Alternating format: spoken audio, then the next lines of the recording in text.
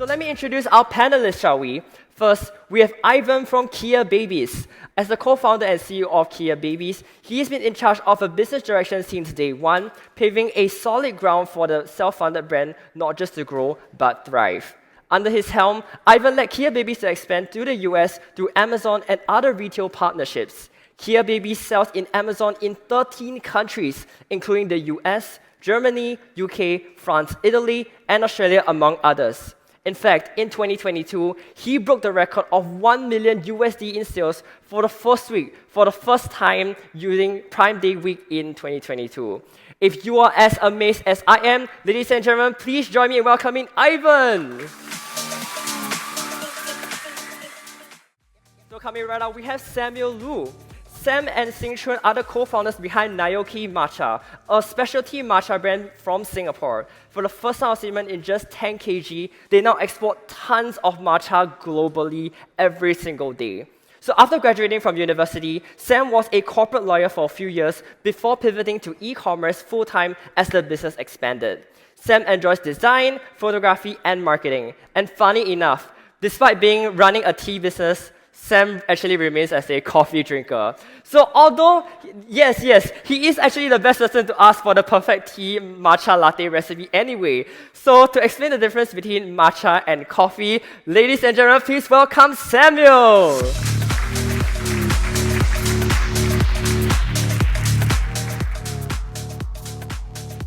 All right, last but not least, we have Jeremy Teo. Jeremy actually had initial doubts about selling on Amazon without the knowledge of physical presence in the US. He started picking up skills by learning from online forums and seller community groups. Today, Pristine is a Singaporean home fragrance brand and is available in multiple Amazon global stores globally, including US, Canada, and the UK. Wow. Through his experience, he believes that a seller community is key to success to date. He wishes to help new local sellers by directing them to the right resources and making them easier to succeed. So ladies and gentlemen, last but not least, please welcome Jeremy.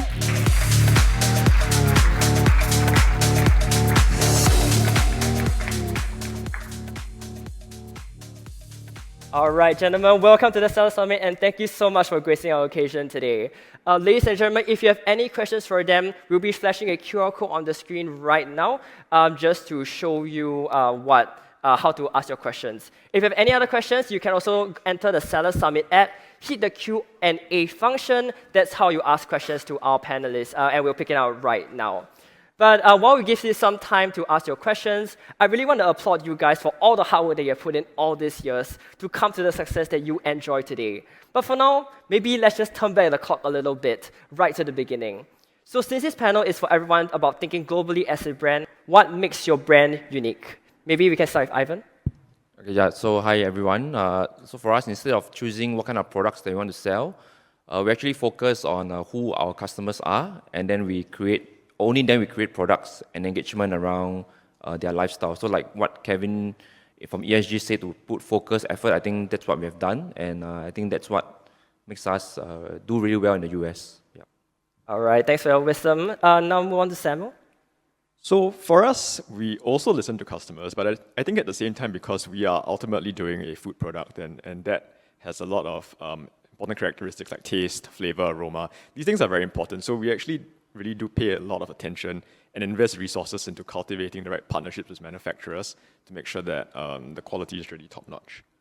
All right, speaking of top-notch quality, if you check your goodie bag, we have actually provided you with a sample of Naoki Matcha, so that's something they can brew when you go home. Thank you so much, Daniel, for actually sharing this with your audience. Now moving on to Jeremy. Hello. Okay, for us, we did not really focus on the customer first, but we actually went into Amazon to actually find out more about what are the customers actually looking for, and some of the feedbacks that they have through the customer reviews on Amazon. So through that, we found that there's a gap, and we found out that when we would actually walk into a hotel, what is the sense that you guys actually are looking for? We wanted to capture these back to give to customers. So that was how we saw the gap and enter into our brand and into Amazon.com as well. Wow, amazing. So that's how you get your brand known. Not just your brand name, but when you smell, you know, oh, this is Pristine Aroma. Amazing. So moving on to our second question, while we have a couple of questions actually moving on.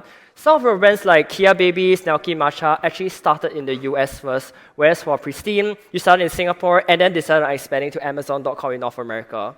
So to you guys, why do you choose the US and actually why Amazon? We can start with Ivan first. Yeah, so interestingly, we started selling Amazon in 2017, and that was the time where me and my wife had our first baby. So we were interested in baby products, and my wife is very passionate about baby products, and then she actually went through to get a certification in baby wearing. So she's now a certified baby wearer, and so then US was also like very big in baby wearing. There's like a school academy and everything in baby wearing. So US was naturally our choice, and also Amazon is, the biggest platform in the US. The market size is big, so US was our first choice. I think we made the right choice in going to US in the first place. Yeah. That's right, US is the right choice. Samuel, do you echo the same sentiment? Yeah, absolutely. I think for us, especially because we settled on a very niche product and a niche product category, the reality is that a place like Singapore may just be too small. You just think about 0.5% of Singapore versus 0.5% of America, just in raw numbers, it's quite amazing, right? So, and I think on the flip side, it's also that when you do well on Amazon in the US, your team and how you operate really makes a difference. And then when you try to move into Singapore, you realize that you're actually miles ahead of the competition. Right, that's right. Jeremy, do you see the same sentiment as well? Yeah, in fact, when we first started to look for a bigger market, we actually try to use Google. We have a Google ad account. So when we try to search in the US, how many people we can target, the number was 300 million. So given the size of Singapore versus US, it was something we immediately want to actually target. But we found out that Amazon is the biggest and the most successful store as well in the Western world. So since they produce good customer service, we tried to actually go in and study the model of going for Amazon FBA. Yeah. I think to dive a little bit deeper, maybe for the question for directly at Jeremy is, for brands that are now like new to the country like the US, what in the first 6 months would your tips for them to prioritize, or maybe do you need to modify your products for these customers? It depends on like whether you have the niche. Like matcha is actually something that is new as well. But for us, we actually try to actually find out whether the market is satisfied for the current product. So I think very important is, I think just now Kevin mentioned, he touched a lot of market research. So market research is something that you need to research and you need to do the job, but not for the whole 6 months. Maybe somewhere down the road for about 2 months, you find out that there is a gap and you want to actually do that, you can modify the product from there. Yeah, but to be frank with you guys, initially when we went in with an Asian vibe. That means our sense is actually produced, like what you mentioned, right? We sell in Singapore. So it's very Asian. So after that, when we enter already US, some of the US actually wanted something more strong. That's how we tilt our formula around. And what we cater in US is a little bit different from what we cater in Asia. So that is what how we actually do it. But definitely we actually start first. We did not know. There's no way you were gonna know 100%. Okay, we start first. We realize where's actually the gap, and we just make the changes from there and restart the whole thing. So if you ask me, do we face failure as well? Yes. Okay, through the product, and that's how we face the failure, and after that we come back up quite quickly. Well, learning from your failure is truly inspiring. I understand that because you mentioned failure, entrepreneurship really is a tough journey for all of you actually. What are your key factors or ingredients that help you achieve business success today? Because my background is in digital marketing, so I do understand technology and digital marketing stuff well. So I think that's one of the factors, but I don't think that's really like the main factor lah. I think in order for us to do well, we really need to really understand who your customers is, and really know your customer persona, and really know who you are selling to, instead of just creating products and wanting to sell products for sake of selling products. So by understanding your customers and knowing what they want, what their lifestyle is, what they're looking out for, I think that will increase your chance of success in whatever you are doing. Yeah. Right. Thanks so much for sharing. Maybe Samuel can offer his advice too. I think for me and our business at least, I think really the key ingredient was having the right team to tackle problems. And for us at the start, I think we were very much like a lot of the audience in the room today. We were just started from zero, just did it as a side hustle and then grew it from there. So I think the most important thing for me in this journey was actually finding a good business partner to work with. And when we were working together, we realized that actually both of us were very good at different things. And it's really this complementary effort that really makes a difference in how you execute well and succeed, I think. Right. To echo his sentiment, teamwork really makes the dream work. So now over to Jeremy for your advice. To be frank, I don't have any digital marketing background. So, but I believe in today's world, we have social media. Anything can pick up online, right? So that was how I even started. So I actually started to source a lot of online, and actually I look for people that have skin in the game, meaning they are actually doing Amazon at the same time. They are also helping other sellers. So I mingle with these people, and finally I find a sweet spot in one of the mastermind, and that was how we kickstart the whole thing, and I got a lot of resources from there. And today, we are still helping each other out in this business together. Understand. Well, very, very diverse perspectives from all of you. I think I just want to echo the tagline for day one for this summit is local brands, global ambitions. So this is maybe directed at Samuel and Ivan for you guys. Do you believe that Singapore and Southeast Asia sellers can actually create global brands while being based here in Southeast Asia? And maybe how has that changed since the landscape 10 years ago? I think now compared to 10 years ago, I mean now everything is technology, everything is automation, everything is fulfillment, and it has really made it so much easier for like someone who has not started a global brand before to really start a brand and do cross-border fulfillment.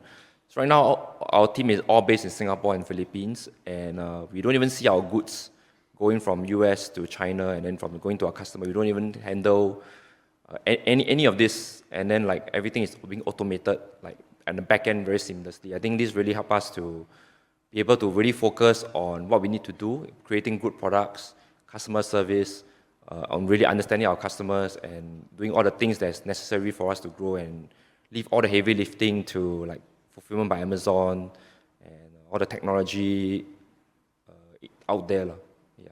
Really championing our products. Thank you so much. Moving on to Samuel. Yeah, I mean, I think Ivan really hit the nail on the head. FBA was really the game changer for that. I think nowadays we take cross-border fulfillment for granted. Like we just click a button and it arrives, right? But actually, the pains that it takes to set that up is actually quite phenomenal. And the fact that they allow you access into the US through this thing, that is really a game changer. Now, for Southeast Asia, I think that what's interesting is that being in this region, we actually have great access to industries and categories where they still do things the traditional way. So maybe they have like a 3-tier distribution system with like importers, distributors, wholesalers, etc. Right? Having this FBA opportunity to sell into a mature market like the US while also having access to such manufacturers, it's a great opportunity to really like use FBA to try to disintermediate these supply chains. And I think that's really something that is unique to Southeast Asia because we haven't really had that change yet, I feel. Right. So now, very quickly moving on to one of the questions that's very, very highly upvoted is, what was the biggest mistake you made in your Amazon journey? Maybe you can get Jeremy. Maybe it's actually more into not understanding maybe what are some of the actually scents that we want to launch in US.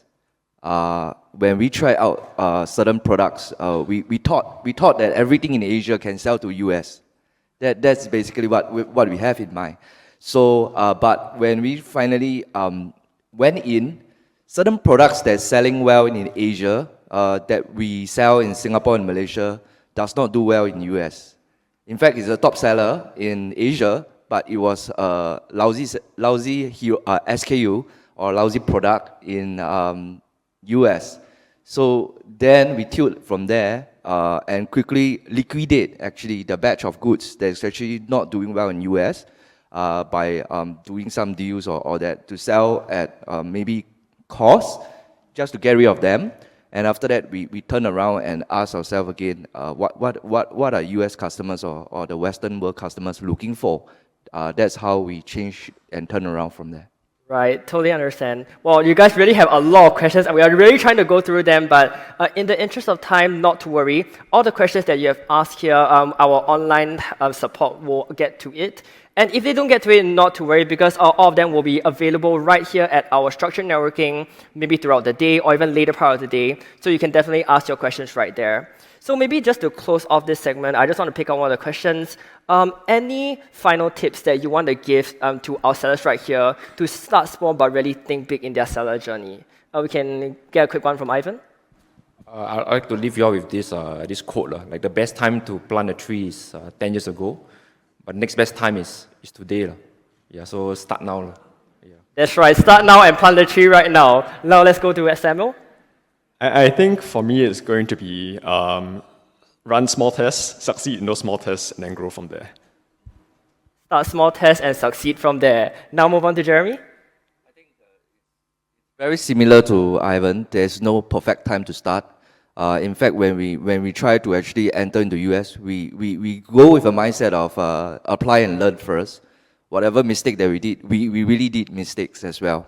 Whatever mistakes that we follow through and learn from there, but of course, you need to do a lot of A/B testing, split testing, to make sure that you're on the right track, but not all in at once, but plan properly and make sure you do your research from there.